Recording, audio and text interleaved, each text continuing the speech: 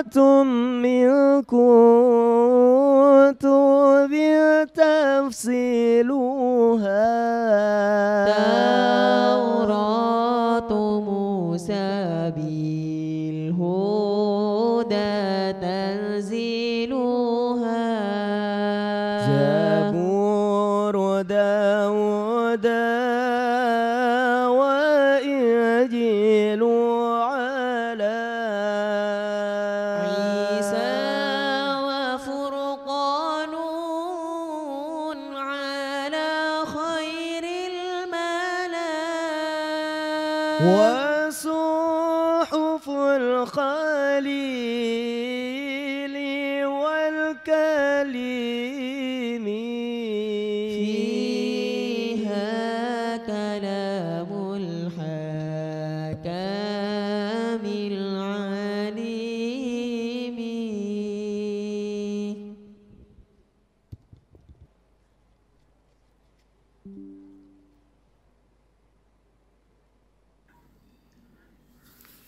Assalamualaikum warahmatullahi wabarakatuh. Bismillahirrahmanirrahim. Alhamdulillahirabbil alamin.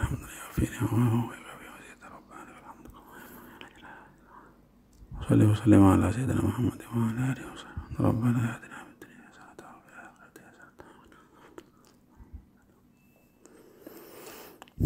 Allahumma arhamna zina khair abana wa ummahatina wa shaykhana wa jami'a mujahidin wa mujahidat fi sabilillah al-ahya minhum. أبا يشمس علي الله فاتحة. أعوذ بالله من الشيطان الرجيم. بسم الله الرحمن الرحيم. الحمد لله إياك نعبد وإياك نستعين اهدنا الصراط المستقيم صراط غير المغضوب عليهم ولا الضالين آمين. بسم الله الرحمن الرحيم. الحمد لله رب العالمين وبه نستعين على أمور الدنيا والدين والصلاة والسلام على أشرف الأنبياء والمرسلين سيدنا محمد وعلى آله وصحبه أجمعين. قال الشيخ المصنف رحمه الله تعالى ونفعنا به وبعلومه وأمدنا بمدده وأفاض علينا من بركاته وأسراره في الدارين آمين. الحديث الأول الدين النصيحة ثلاثا. قلنا لمن يا رسول الله؟ قال لله ولكتابه ولرسوله ولأئمة المسلمين وعامتهم. Rawahu Muslim. Jadi lanjutan dari penjelasan hadis yang pertama, ya, ad-dinu an-nasihah, agama itu adalah nasihah, yaitu bersikap tepat, ya, atau beradab tepat terhadap, ya. Jadi ditanya qulna liman, bagi siapa ya Rasulullah?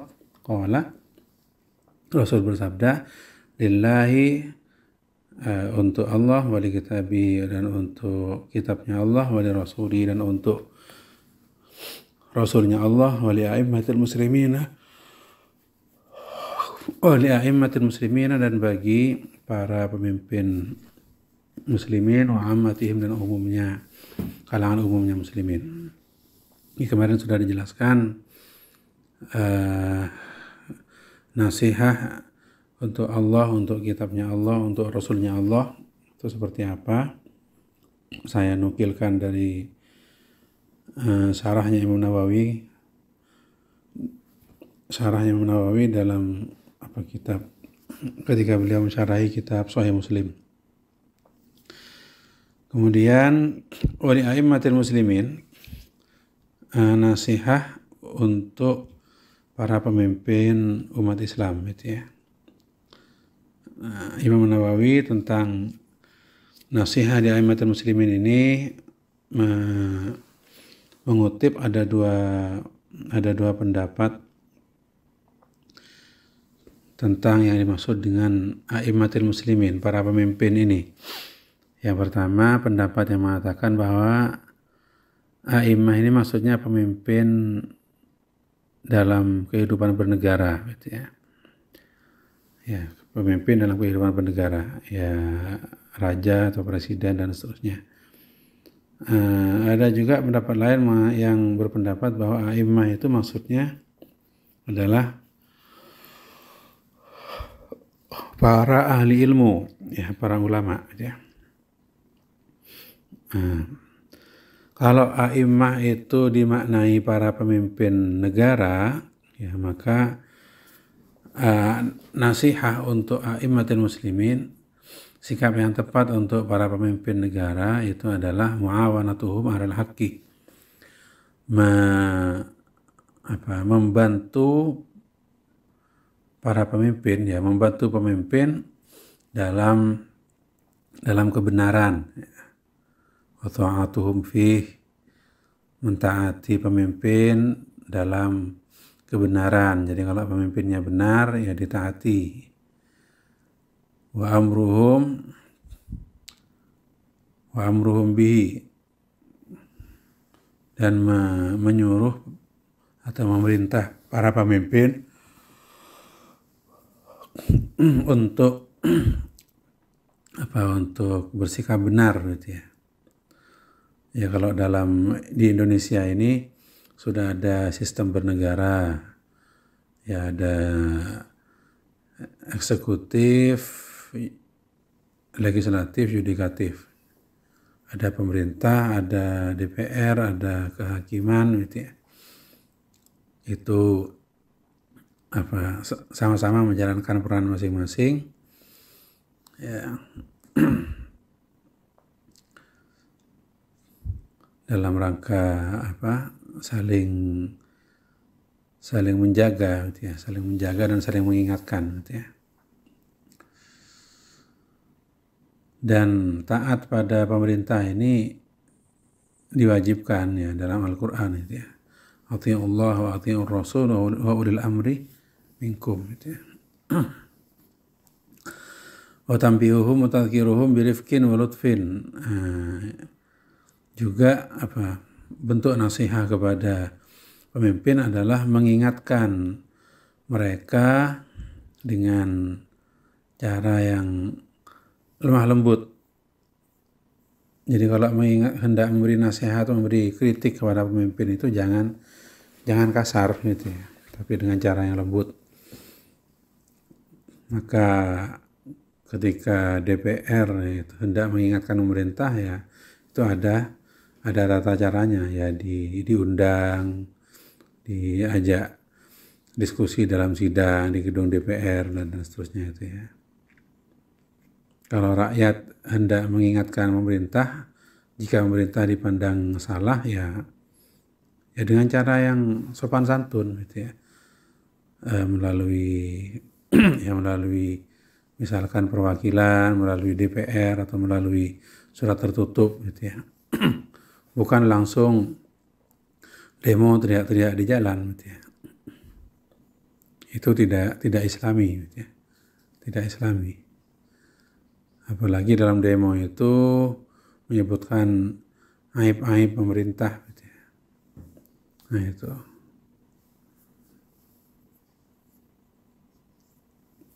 Ya, kecuali kalau sudah buntu, jalur komunikasi sudah dibuntu, ada intimidasi, tidak ada demokrasi dan lain sebagainya, tidak ada syura, ya mungkin demonstrasi itu bisa dibenarkan, gitu ya, ketika, ya, jalur komunikasi sudah dibuntu, ya, ditiadakan sama sekali, gitu ya. Tapi kalau selagi masih ada jalur komunikasi yang sopan, ya, yang lemah lembut, ya, itu ya harus dengan sopan dan lemah lembut. Dalam Al-Qur'an saja Nabi Musa, ketika Allah memerintahkan Nabi Musa untuk menasihati Fir'aun, yang notabene Fir'aun itu pemimpin yang zalim, dan zalimnya bukan zalim biasa, tapi zalim luar biasa, gitu ya. Menindas Bani Israel, membunuh Bani Israel, bahkan sampai mengaku sebagai Tuhan, gitu ya. Ya, Allah menyuruh Nabi Musa dan Nabi Harun untuk mengingatkan Fir'aun dengan lemah lembut ya. Di dalam surat Thaha ya, difirmankan idhaba ila fir'auna innahu tagha faqula lahu qawlan layyinan la'allahu yatadhakkaru aw yakhsha gitu ya. Idhaba ila fir'auna, pergilah kalian Nabi Musa dan Nabi Harun ila fir'auna, kepada Fir'aun. Innahu tagha, sesungguhnya Fir'aun itu telah melampaui batas gitu ya. Faqula lahu qawlan layyinan la'allahu yatadhakkaru aw yakhsha. Maka berkatalah kalian berdua kepada Fir'aun qawlan layyinan, dengan perkataan yang lemah lembut.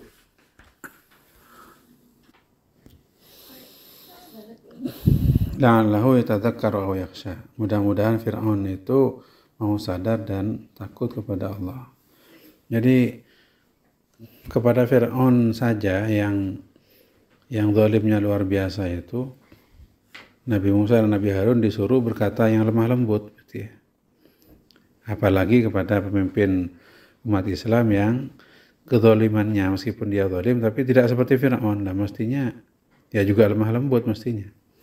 Jangan langsung kasar gitu ya, kemudian demo mencaci maki lah, itu tidak islami gitu ya. Nah, kemudian Imam Nawawi menjelaskan juga wa ya'lamuhum bima qafalu anhu wa lam yablughu min huquqil muslimin, memberi masukan kepada penguasa tentang hak-hak yang sudah diabaikan gitu ya. Hak rakyat yang sudah diabaikan, ini disampaikan dengan cara yang baik gitu ya. Wa tarkul khuruj alaihim, ya tidak melawan kepada pemerintah gitu ya. Tidak harus taat pada pemerintah ya. Selagi pemerintah tidak menyuruh maksiat, itu harus taat. Wa ta'allufu qulubin nasi li ta'atihim. Nah, juga menganjurkan orang-orang untuk mentaati pemerintah. Qala al-Khattabi rahimahullah wa minan nasiha lahum as-salatu khalfahum. Bahkan Imam Khattabi mengatakan termasuk sikap yang tepat terhadap pemerintah adalah as-salatu khalfahum,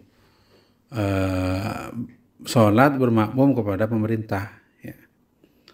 Ya, setidaknya misalkan dalam hal ya, bukan hanya salat ya, dalam hal penentuan awal puasa, akhir puasa, itu yang punya hak untuk isbat itu adalah pemerintah ya, pemerintah. Jadi kita ikut pada ketetapan pemerintah ya.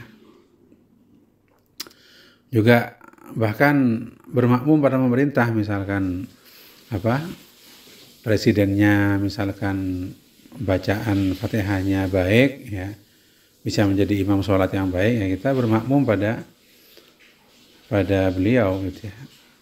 Kecuali kalau presidennya itu atau kepala negaranya itu tidak bisa jadi imam sholat ya diganti dengan orang lain gitu ya. Wal jihadu ma'ahum, berjihad beserta pemerintah, tidak mengikuti aturan pemerintah, karena menurut undang-undang pemerintah ya, undang-undang Indonesia, pemerintah berhak mengumumkan keadaan perang. Nah, kalau pemerintah mengatakan situasi perang dan mengajak rakyat untuk berjihad, ya harus berjihad ya. Jadi kita harus taat pada pemerintah selagi pemerintah tidak maksiat. Kalau pemerintah itu maksiat, maka la ta'ata li makhluqin fi maksiatil khaliq. Tidak boleh taat pada makhluk termasuk pada pemerintah kalau menyebabkan maksiat kepada sang khaliq, kepada pencipta, yaitu kepada Tuhan. Wa ada sadaqat ilaihim, juga menyalurkan sedekah kepada pemerintah. Wa tarkul khuruj bisayfi alaihim, juga tidak melawan pemerintah, tidak memberontak pada pemerintah ya. Idza dhahara minhum haifun aw su'u ishratin, jadi kalau pemerintah itu terlihat zalim ya, jangan langsung memberontak ya, jangan langsung memberontak. Jadi harus berupaya untuk memberi masukan ya dengan cara yang baik gitu ya. Bukan berarti ketika pemerintah zalim lalu serta-merta memberontak ya, bukan seperti itu. Wa alla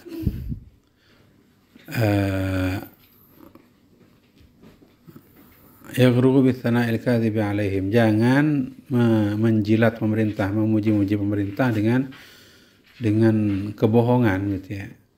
Ini juga tidak benar gitu ya. Jadi ya katakan kebenaran terhadap pemerintah. Jangan menjilat. Wa an yad'u lahum bis-shalah, jadi mendoakan kebaikan untuk pemerintah. Kalau kita mendoakan seseorang saja, orang biasa, maka kita mendoakan kebaikan untuk seseorang. Kalau kita mendoakan pemerintah semoga dia baik, maka kita hakikatnya mendoakan pemerintah dan rakyat yang dipimpinnya dan bangsa yang dipimpinnya gitu ya. Jadi kadang kita itu sibuk mengkritik pemerintah tapi lupa mendoakan pemerintah ya. Didoakan baik, didoakan agar mendapat hidayah dan seterusnya. Nah, kemudian terkait dengan an-nasihah li'ammatil muslimin, nasihat untuk orang umum, artinya orang halayak umum, rakyat umum selain pemerintah. Nah, terkait ini Imam Nawawi menjelaskan fa irsyaduhum lima salihihim fi akhiratihim wa dunyahum. Bentuk nasihat untuk rakyat umum adalah apa irsyaduhum lima salihihim, membimbing rakyat itu ke arah kemaslahatan dunia dan akhiratnya gitu ya. Kemudian ukaful adza anhum wa yu'allimuhum ma yajhalunahu min dinihim wa yu'inuhum 'alaihi bil qawli wal fi'li, menjauhkan hal-hal yang tidak baik, hal-hal yang bisa mengganggu kepada mereka, ya. Hal-hal yang bisa merugikan mereka, ya, baik dalam hal keduniaan maupun hal yang ukhrawi ya. Wasatru auratihim, menutup aib mereka, bukan malah diumbar gitu ya. Jadi kalau ada acara atau program membahas aib orang itu maksiat, itu tidak boleh itu. Ya, jangan malah menggosip, ya, gosip membahas aib orang siapapun itu, entah itu artis atau pejabat atau apa, itu dianggap hal yang menarik, itu jangan, itu ghibah, dan ghibah itu dosa. Wasaddu khallatihim, memenuhi kebutuhan mereka, memenuhi hajat mereka. Wadaf'ul madar anhum, mencegah kemudaratan ya dari mereka. Wajalbul manafi'i lahum, mendatangkan kemanfaatan bagi mereka. Wa amruhum bil ma'ruf wa nahyuhum 'anil munkar bi rifqin wa ikhlasin wa syafaqati 'alaihim. Amar ma'ruf nahi munkar dengan cara yang baik. Ya. Amar ma'ruf nahi munkar dengan cara yang baik. Kalau tidak dengan cara yang baik, malah bisa menimbulkan kemungkaran yang baru gitu ya. Dan amar ma'ruf nahi munkar itu ya ada tuntunannya ya. Man ra'a minkum munkaran falyughayyirhu bi yadihi wa lam yastati' fa bi lisanihi wa lam yastati' fa bi qalbihi wa huwa adhaful iman, kan gitu ya. Kalau melihat kemungkaran maka rubahlah, kalau bisa dengan kekuatan, kalau tidak mampu dengan lisan, kalau tidak mampu dengan hati, meskipun itu adalah bentuk keimanan yang lemah gitu ya. Nah itu. Wa tawqiru kabirihim, memuliakan tokoh-tokoh mereka, tokoh-tokohnya rakyat. Wa rahmatu saghirihim, dan mengasihi kalangan awamnya. Wa takhawuluhum bil mau'izatil hasanah, juga mau'izah hasanah. Wa tarku ghishihim wa hasadihim, meninggalkan jangan sampai menipu rakyat ya, atau dengki kepada rakyat, menghendaki kejelekan untuk rakyat. Wa yuhibba lahum ma yuhibbu li nafsihi min al-khair wa yakrahu lahum ma yakrahu li nafsihi min al-makruh. Jadi menghendaki kebaikan untuk rakyat sebagaimana menghendaki kebaikan untuk diri sendiri gitu ya. Bahkan Sayyidina Umar ketika memimpin di Madinah, beliau itu kalau harus ada kelaparan maka yang merasakan lapar itu pemimpin terlebih dahulu. Kalau kemudian yang lapar itu kenyang, maka yang kenyang terakhir itu pemimpinnya gitu ya. Jadi itu pemimpin yang peduli dan membela kepada rakyatnya. وَذَبَّ عَنْ أَمْوَالِهِمْ وَأَعْرَاضِهِمْ وَغَيْرِ ذَلِكَ مِنْ أَحْوَالِهِمْ الْقَوْلِ وَالْفِعْلِ. Melindungi hartanya rakyat dan kehormatannya rakyat gitu ya.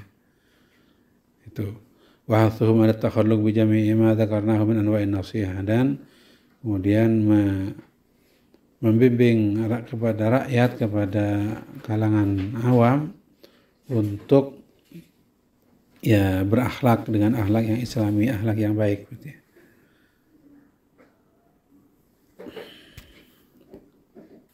Intinya an-nasihah yang dimaksud dalam hadis ini adalah bersikap tepat ya kepada siapapun gitu ya, kepada Allah, kepada kitabnya Allah, kepada rasulnya Allah, kepada para pemimpin, dan bahkan kepada rakyat, sesama rakyat. Al-haditsu tsani, al-haditsu adapun hadis tsani yang kedua, la tabku 'ala ad-dini idza waliyahu ahluhu. La tabku, ini sabda Nabi ya. La tabku, janganlah kalian menangis. Ya, la tabku, janganlah kalian menangisi 'ala ad-dini, pada agama, idza waliyahu ahluhu, idza apabila waliyahu menangani, hu kepada ad-din, ahluhu siapa ahlinya ad-din, walakin ibku, walakin akan tetapi, ubuku menangislah kalian, alad-dini atas agama, idza waliyahu, idza apabila waliyahu menangani, hu kepada ad-din, wairu ahlihi, wairu ahlihi siapa selain ahlinya ad-din. Rawahu Tabrani, rawahu meriwayatkan hu kepada hadis At-Tabrani, siapa Imam Tabrani. Jadi jangan menangisi agama Islam ini jika urusan agama Islam ini ditangani oleh ahlinya ya. Tapi ketika urusan agama Islam ini ditangani oleh orang yang bukan ahlinya, maka menangislah, maka berdukalah gitu ya. Jadi karena apa-apa itu harus sesuai ahlinya ya, sesuai ahlinya. Jadi ada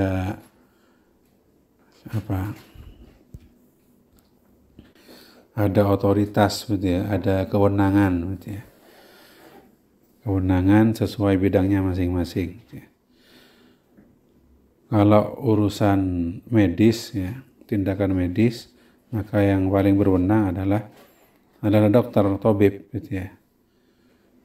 Nah, kalau ada misalkan ahli mesin kemudian menangani tindakan medis, maka itu dia tidak berwenang gitu ya.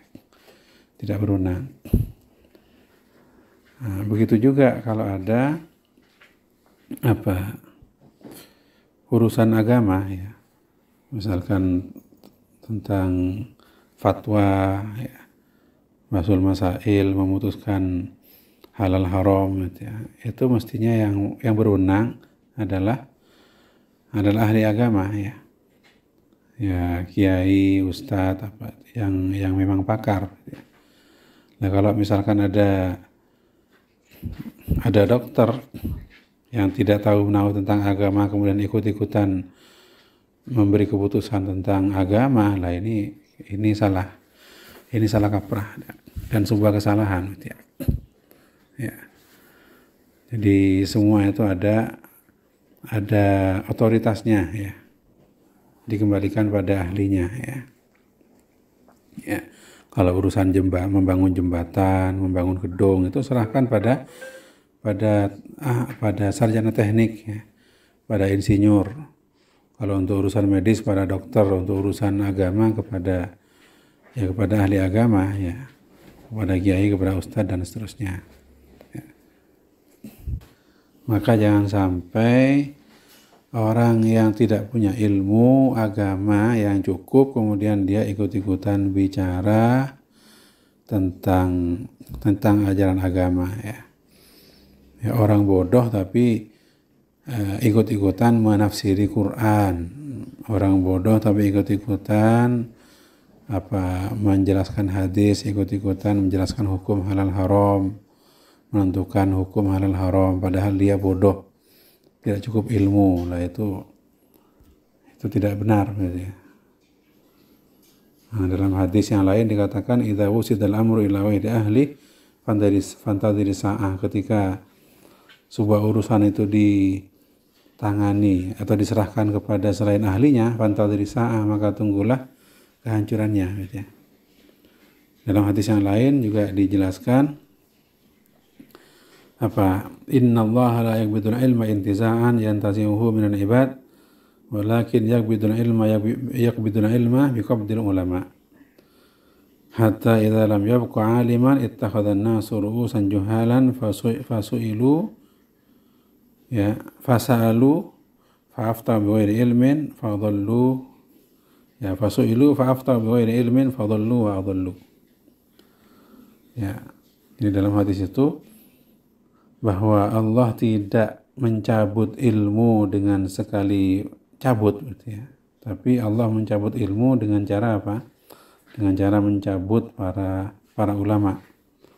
Jadi para ahli ilmu diwafatkan, banyak yang wafat, sehingga ketika yang tersisa itu orang-orang bodoh yang tidak punya ilmu, ternyata orang-orang itu menjadikan yang bodoh itu sebagai pemimpin. Dia ditanya dan menjawab tanpa ilmu, fadallu wa adallu, ya. Maka orang-orang yang bodoh seperti itu dallu wa adallu, sesat dan menyesatkan, itu. Ini akibat apa? Akibat orang yang bukan ahlinya, tidak punya ilmu tapi ikut-ikutan dalam urusan agama, ikut-ikutan berfatwa dan seterusnya. Jadi ya, dalam Al-Quran sudah diperintahkan, ya, perintahkan untuk tafaqquh fiddin, memperdalam ilmu agama. Setidaknya ya dalam At-Taubah itu tafaqquh fiddin itu diwajibkan pada setiap golongan dalam setiap kelompok, gitu, ya. Jadi a'udzubillahi minasyaitonir rajim falawla nafara min kulli firqatin minhum ta'ifatun liyatafaqahu fid-din wa liyunziru qaumahum idza raja'u ilaihim la'allahum yahzarun, gitu, ya. Jadi wa ma kana al-mu'minuna liyanfiru kaffah falawla nafara min kulli firqatin minhum ta'ifatun liyatafaqahu fid-din. Hendaklah dari setiap kelompok itu ada satu golongan yang tafaqquh fiddin, memperdalam ilmu agama, mengkaji ilmu agama Islam secara mendalam, ya. Tidak hanya sekedar fardu ain, tidak hanya ya sekedar tahu, tapi mendalam, gitu, ya. Karena itu ditafsirkan bahwa tafaqquh fiddin, memperdalam ilmu agama Islam itu hukumnya fardu kifayah, ya. Jadi harus ada dalam setiap golongan orang yang memperdalam ilmu agama, ya.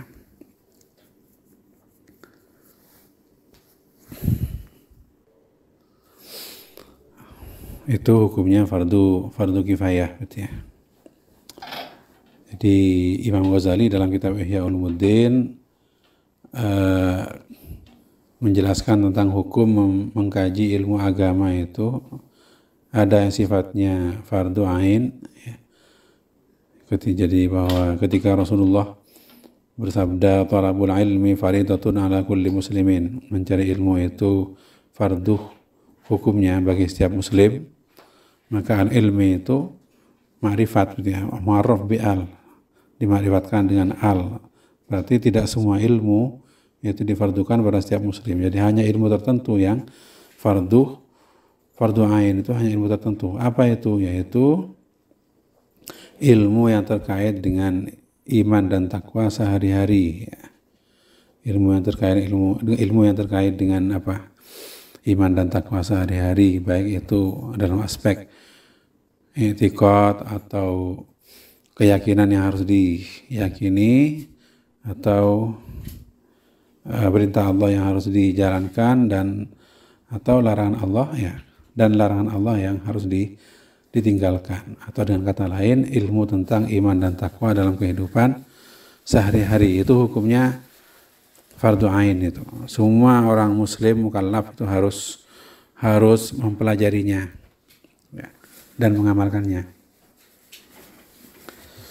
Nah, adapun yang lebih dari itu, lebih mendalam dari itu, ya, itu hukumnya fardu kifayah, ya. Nah, Imam Ghazali dalam kitab Ihya itu membagi ilmu menjadi ilmu nafi' dan ghairu nafi'. Kemudian yang ilmu nafi' yang terkait dengan agama itu, ilmu agama itu ada dua, mayuhmadu ila haddin dan mayuhmadu biwa'il haddin kullama. Jadi intinya ilmu yang baik tanpa batas, tanpa dosis. Ada ilmu yang baik dengan dalam dosis tertentu. Kalau melebihi dosis itu tidak baik, dan itu ada 4 macam. Ada usulun, furu'un, muqaddimatun, mutammimatun, gitu. Itu dijelaskan begitu, ya. Jadi ilmu itu juga bisa digolong, ilmu agama Islam itu juga bisa dipetakan menjadi 3 lapis, seperti, ya. Ada yang sifatnya masadir, ya, masadirul istimbat, sumber ajaran Islam, yaitu Quran dan hadis dan athar, ya, dan athar sahabat yang terkait dengan itu yang paling atas. Kemudian di bawahnya itu manahijul istimbat, metode menggali ajaran Islam, ya, ilmu usul fikih, tafsir dirayah, hadis dirayah, dan semua ilmu alat yang menjadi perangkat, ya, nahwu, shorof, balaghah, mantik, apa itu. Lah baru paling bawah itu nataijul istimbat, hasil menggali ajaran. Jadi pemikiran ulama sebagai hasil menggali ajaran dari sumbernya, dari Quran hadis dengan metode yang semestinya, yaitu usul fikih dan seterusnya itu, ya, baik terkait dengan akidah, ya, ilmu kalam dan seterusnya, atau terkait dengan hukum, yakni ilmu fikih, atau terkait dengan akhlak, ya, dan lain-lain. Jadi itu semua beberapa level ilmu agama Islam, ya, secara mendalam. Dan mendalami ilmu seperti itu, ilmu keislaman yang seperti itu hukumnya fardu kifayah. Harus ada dari sebuah kaum yang memperdalam itu. Jangan sampai tidak ada, gitu, ya.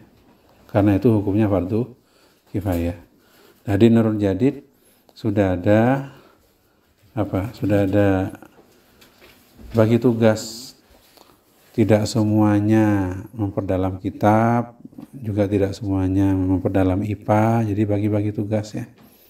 Ada yang bagian memperdalam kitab seperti MAPK, Mahatali, ya, PDF dan seterusnya.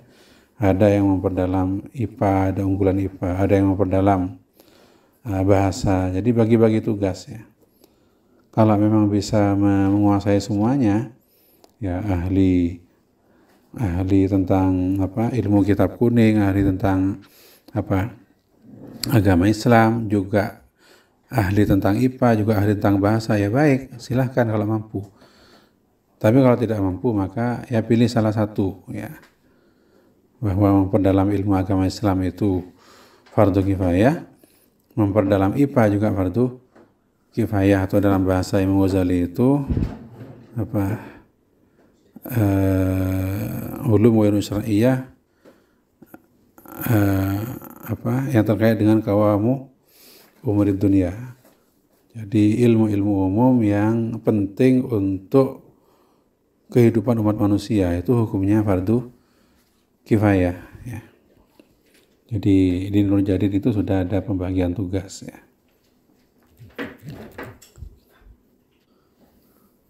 Al-haditsu tsalitsu, ya Allah a'lam, ya. Cukup dulu karena saya harus ada tugas, ya, tugas keluar kota, ya. Wallahu a'lam. Wassalamualaikum warahmatullahi wabarakatuh.